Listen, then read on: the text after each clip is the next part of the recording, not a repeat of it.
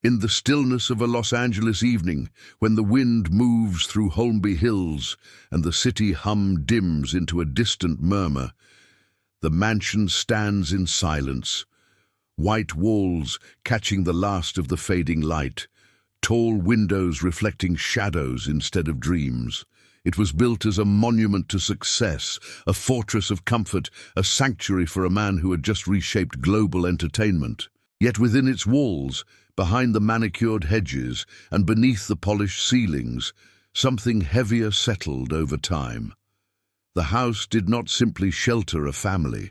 It absorbed ambition, pressure, secrecy, and grief. It witnessed triumphs celebrated in dining rooms thick with cigar smoke, and arguments whispered down carpeted corridors long after midnight. It became more than a residence. It became a container for contradictions.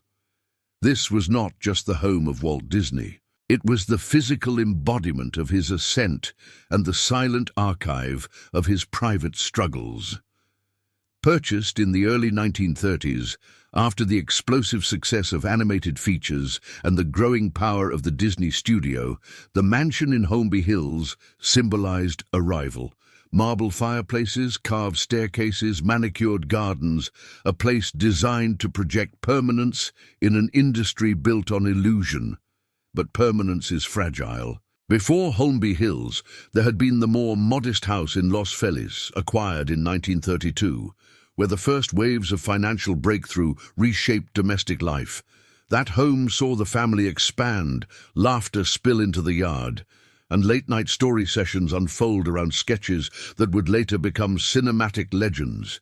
Yet even there, success was accompanied by relentless strain.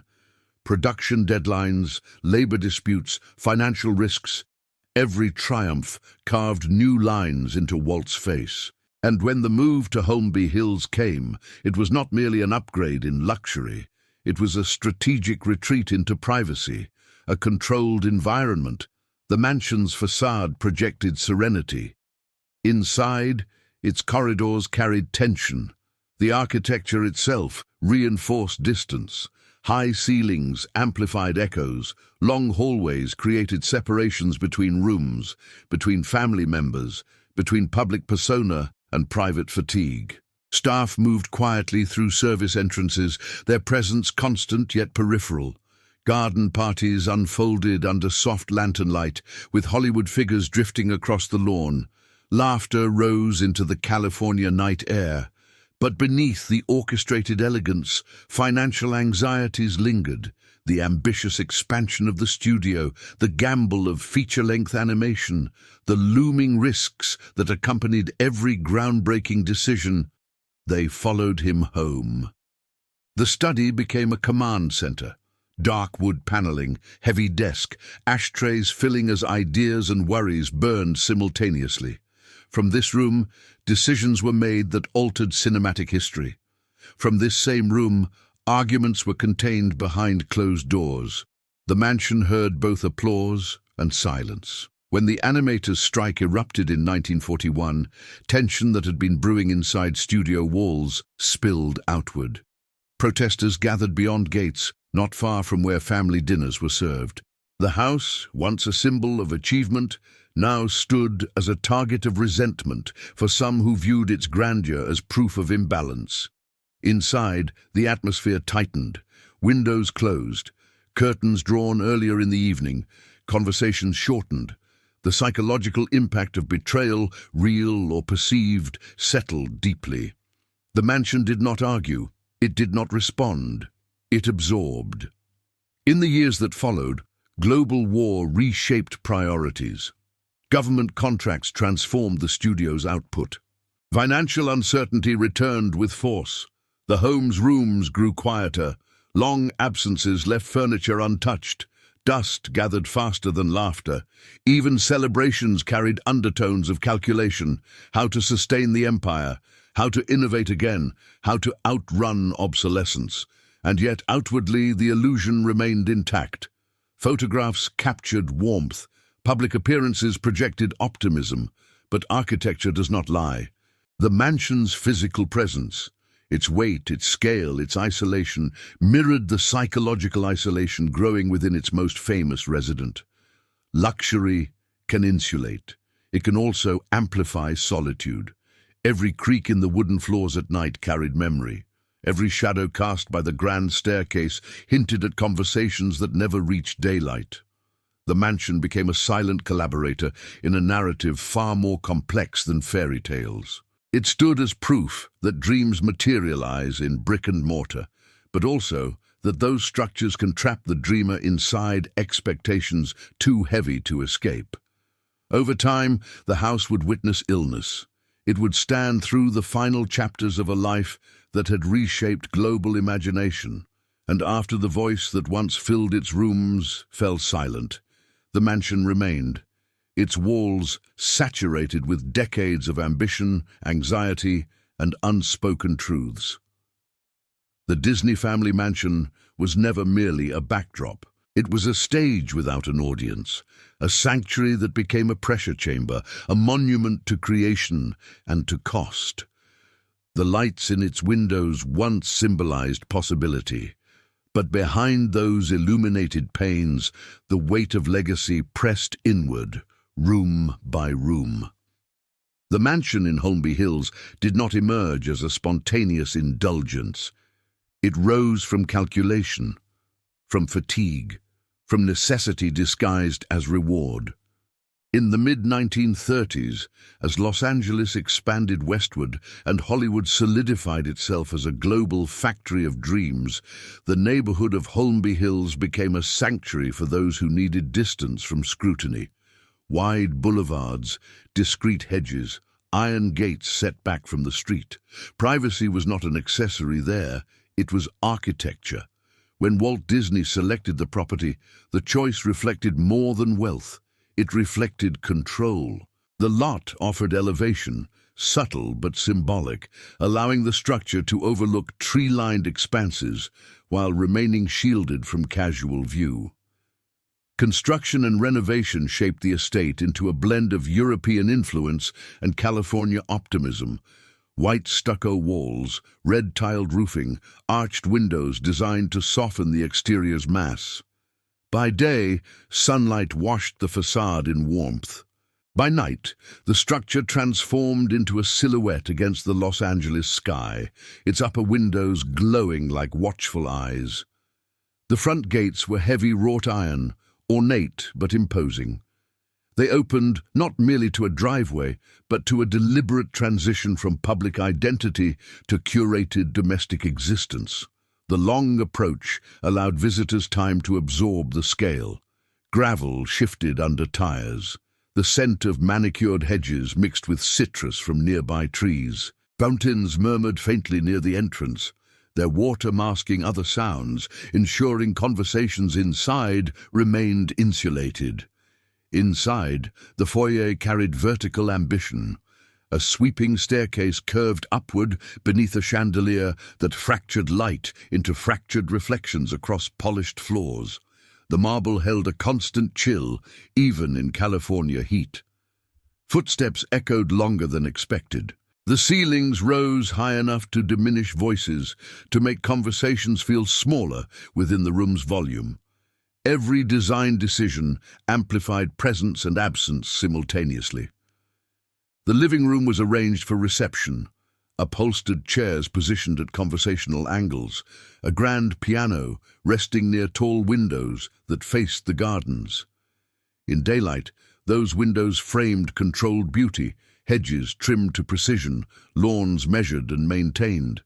At dusk, the glass reflected the interior back onto itself, doubling the room, creating a subtle illusion of infinite space.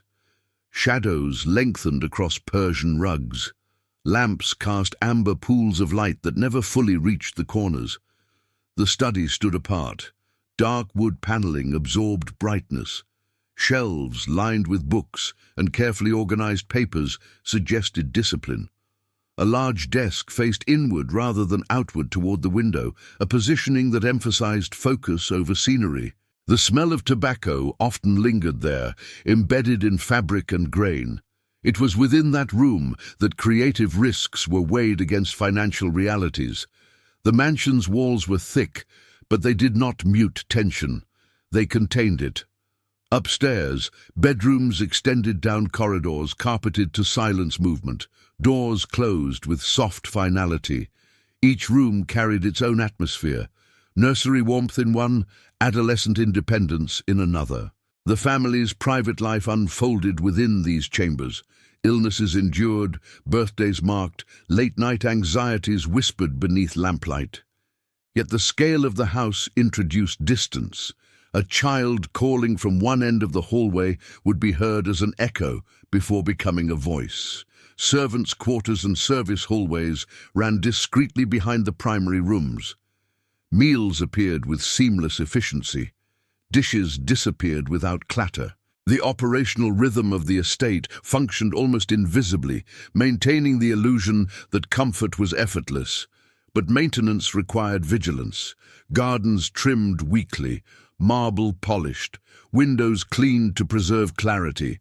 The house demanded constant attention, as though luxury were a living organism requiring nourishment. Even the grounds carried duality. During gatherings, lanterns hung from trees, casting golden light over guests who moved across the lawn in tailored suits and evening dresses. Laughter rose, mingling with string music. The scent of cut grass and perfume blended under mild night air. Yet when guests departed and silence returned, the same lawn appeared vast and empty. The lantern hooks remained, dark against branches, footprints faded by morning dew. As the studio's ambitions expanded, so too did the symbolic weight of the mansion. It was no longer simply home. It was proof. Proof of survival after early bankruptcy. Proof of innovation rewarded. Proof that animation, once dismissed as novelty, could generate permanence in brick and stone. But permanence required defense. Financial stakes grew larger. Expectations intensified. Every new project carried the potential to either reinforce or threaten the security represented by these walls. The house became a psychological boundary between two identities, the public visionary and the private father. Yet those identities did not remain separate. Scripts were reviewed at the dinner table. Budget discussions intruded into evenings meant for family. The grand dining room, designed for elegance, occasionally held strained silences thicker than the velvet drapes that framed its windows. Outside, Los Angeles continued its expansion. The city's glow increased year after year, visible from upper-floor windows. The world changed rapidly, technology advanced, political tensions escalated globally. Within the mansion, the environment remained visually stable. Furniture unchanged, paintings fixed in place, but emotional weather shifted constantly. In architecture, stillness can conceal pressure. The Holmby Hills mansion embodied stillness in form, but not in experience. It held aspiration like a sealed chamber holds air, essential yet increasingly compressed. Its corridors carried more than footsteps. They carried the accumulation of expectation, the quiet arithmetic of risk and reward, the unspoken understanding that success must be sustained. The estate stood immaculate, luminous under California skies, yet beneath its symmetry and polish, the first layers of strain had already begun to settle into its foundation, invisible but present. By the late 1930s, the mansion no longer felt new. Its walls had absorbed routine. The scent of fresh plaster had long since faded, replaced by layers of perfume, tobacco, furniture polish, and the faint trace of ink from scripts reviewed deep into the night. The house had settled into rhythm, but it was not a calm rhythm. It was a pulse that quickened with every creative gamble unfolding miles away at the studio. Lillian Disney moved through the rooms with measured composure. Her presence softened the mansion's scale. Where ceilings towered and corridors stretched, she introduced warmth, arranging flowers in vases near tall windows, adjusting drapery to filter harsh afternoon light, ensuring the girls' rooms felt personal rather than museum-like. Yet even she could not fully counterbalance the atmosphere that drifted in with her husband each evening. The dining room became a chamber of dual realities. Crystal glassware caught candlelight and fractured it into trembling reflections across the table's polished surface. Silverware aligned precisely. Conversations often began with school anecdotes, social engagements, travel plans. But inevitably, the studio entered the room. Budget overruns, distribution tensions, the lingering financial tremors after the ambitious release of feature-length animation projects. The words were rarely loud, yet they carried weight. The mansion's acoustics did not dissipate concern, they preserved it. Upstairs, doors closed more frequently. The daughters grew within an environment of privilege shadowed by unpredictability. Celebrations were elaborate. Birthdays marked with laughter echoing down staircases, Christmas mornings framed by towering trees placed strategically near the grand fireplace. Yet between those moments, there were stretches of absence, extended workdays, travel tied to premieres and negotiations. The house could feel expansive and hollow simultaneously. The study grew darker over time, not in structure, but in atmosphere. Files multiplied. Correspondence from executives, legal advisors, government officials began to occupy increasing space. The approach of global conflict reshaped priorities. By the early 1940s, the United States edged toward war, and the entertainment industry recalibrated. Government contracts would soon redirect creative energy. The mansion became a place where geopolitical tension brushed against domestic life. Then came the fracture that altered the emotional climate entirely, the animators' strike of 1941. Outside the studio gates, employees marched carrying signs, voicing grievances about pay disparities and recognition. Inside the mansion, the news arrived not as headlines but as personal rupture. Trusted collaborators now stood in opposition. Loyalty, once assumed, became uncertain. The dining room table hosted quieter meals. Radio broadcasts carried updates on labor unrest and international escalation. The sound of distant lawn sprinklers in the evening mixed with the static hum of news reports filtering through the house. The psychological effect was palpable. The mansion, designed as refuge, felt penetrated by external conflict. Curtains were drawn earlier, invitations declined, conversations lowered in volume when staff passed nearby. The scale of the house, once a symbol of triumph, began to echo with isolation. Success had built walls thick enough to exclude noise, but not doubt. In the gardens, evening air carried jasmine and damp earth. Lantern-lit gatherings grew less frequent. When guests did arrive, industry figures, actors, financiers, the conversations carried undercurrents of caution. Hollywood's glamour masked instability. War in Europe intensified. Markets fluctuated. Animation budgets swelled beyond precedent. The mansion became a negotiation chamber as much as a home. The daughters observed more than they were told. Children sensed tension in silence. Footsteps pacing in the study after midnight, the click of a lighter igniting another cigarette. The faint murmur of late-night phone calls. Even the house seemed to listen.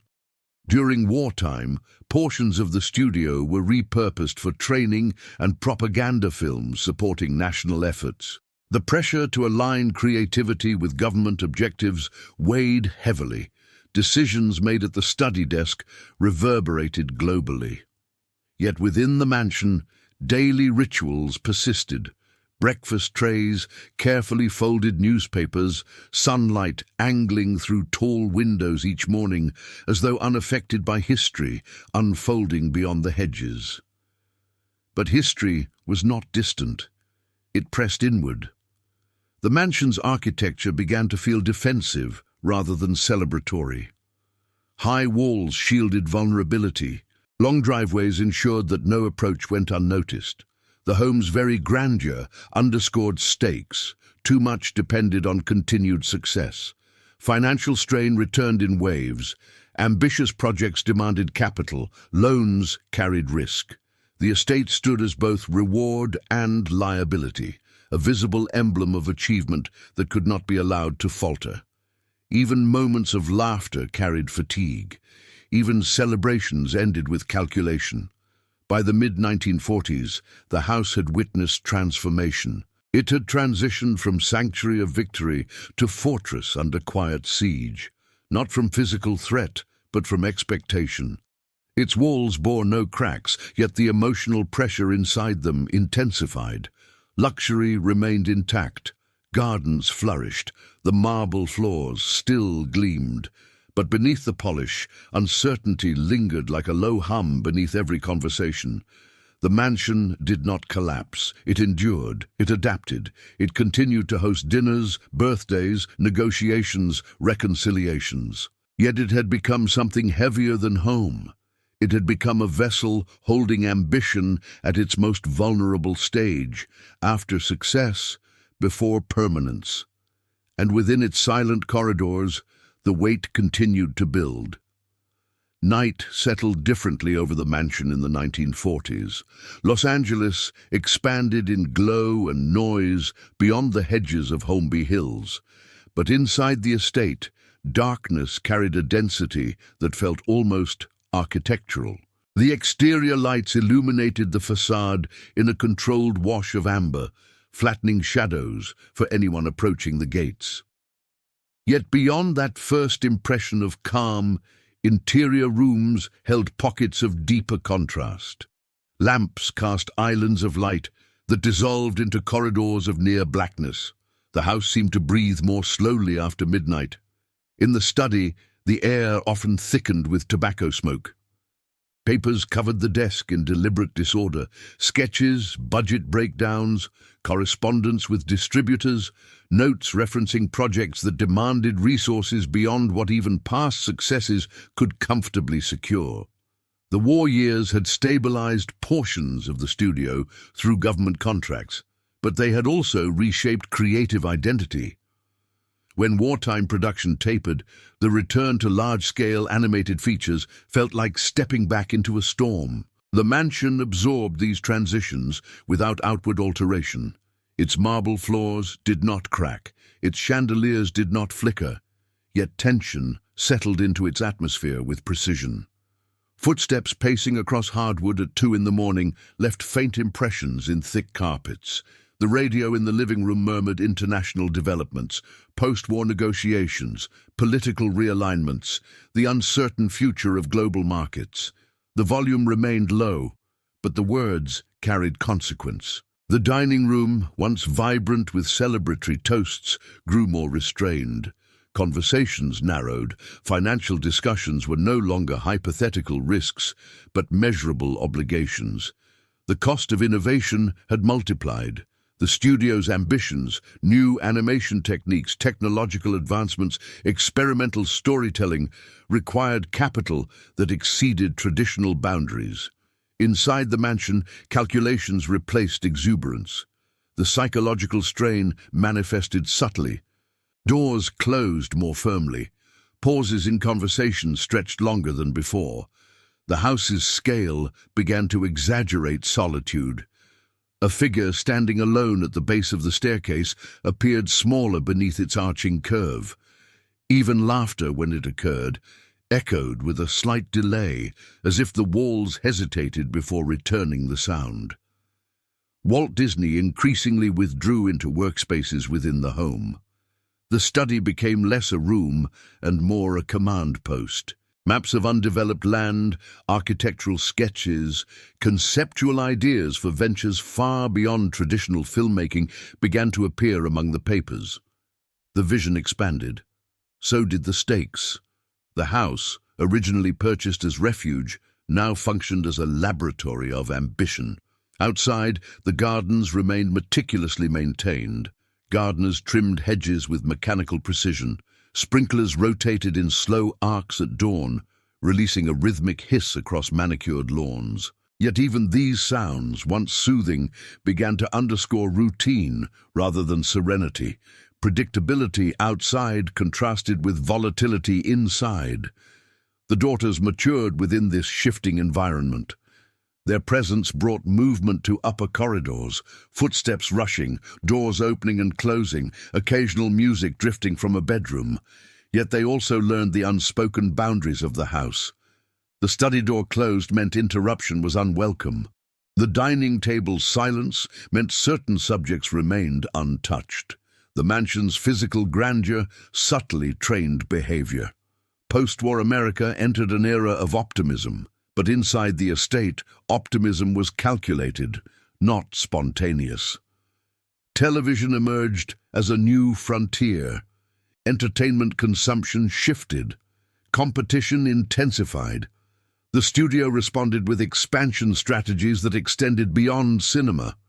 Discussions about theme parks, ambitious, untested, financially daunting, migrated from studio boardrooms into the mansion's interior spaces. Blueprints occasionally unrolled across the dining table after meals cleared. Fingers traced imagined streets and attractions, while shadows from chandelier light stretched across paper like bars. The house witnessed the birth of ideas that would reshape leisure culture. Yet those ideas did not arrive with certainty.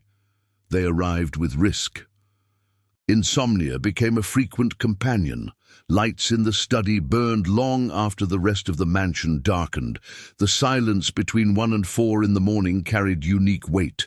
Air cooled. Wooden beams contracted subtly, producing faint clicks. In those hours, doubt often grew louder than during daylight. The mansion, insulated from city noise, magnified internal contemplation. Visitors still arrived, actors, executives, investors.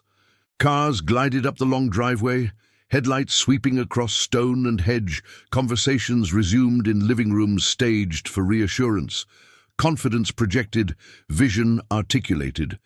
But once engines faded beyond the gates, quiet returned with amplified force. The mansion had transformed from symbol of achieved stability into engine of future uncertainty. Its rooms no longer reflected solely what had been built. They projected what might collapse if ambition overreached.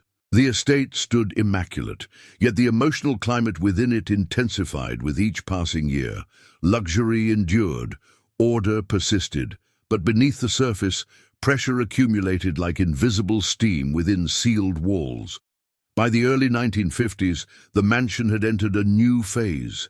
Not quieter, not lighter, but sharper. The post-war surge of American optimism pulsed beyond its gates. Suburbs expanded, highways carved through landscapes, television sets flickered inside homes across the country. The cultural center of gravity was shifting, and inside the estate in Holmby Hills, the shift felt immediate. The study no longer contained only scripts and animation cells. Architectural renderings began to dominate its surfaces. Sheets of heavy paper, marked with precise lines and annotations, covered the desk and occasionally the floor.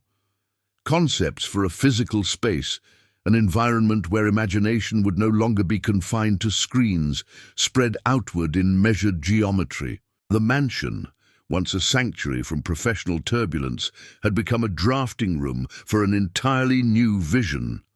Walt Disney paced within those wood-paneled walls with heightened intensity. His movements left subtle patterns in the carpet's fibers.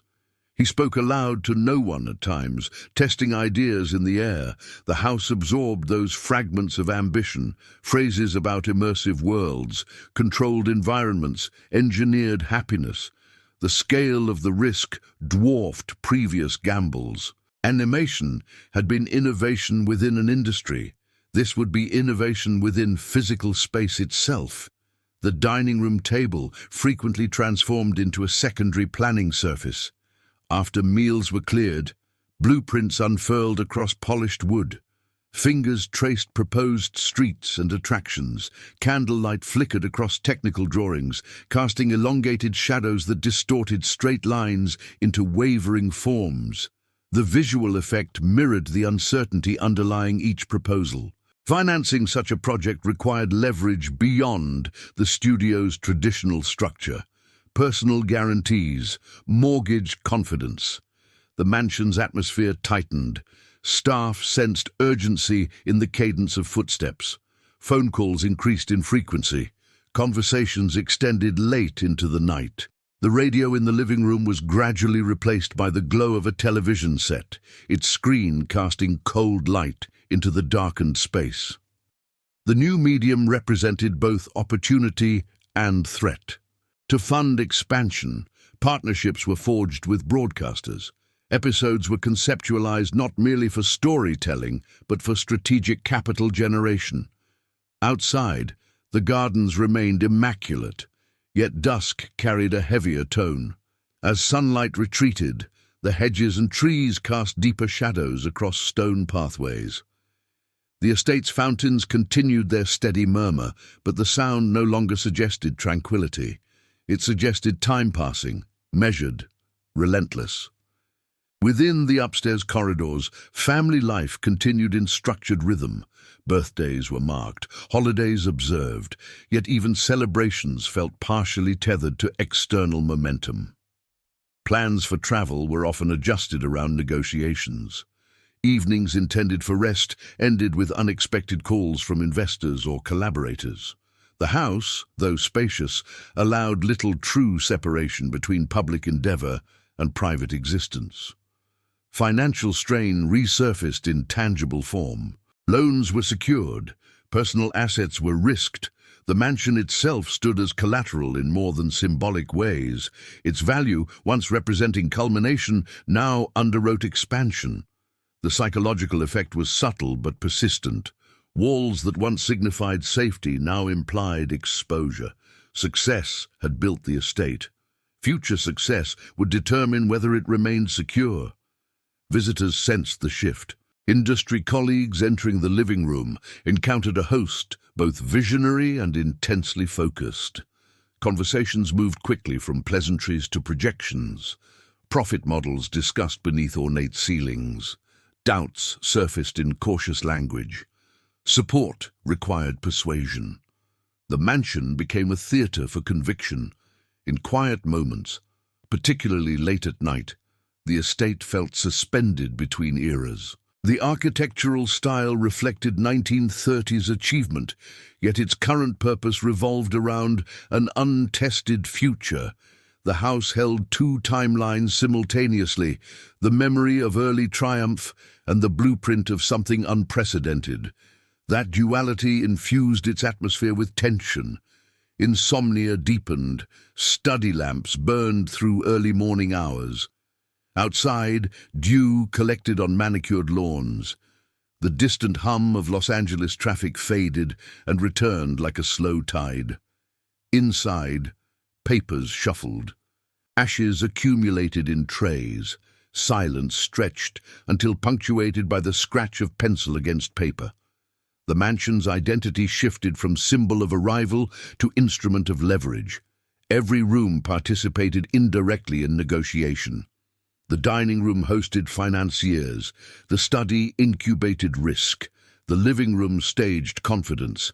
Even the garden terraces became sites of persuasion beneath controlled starlight.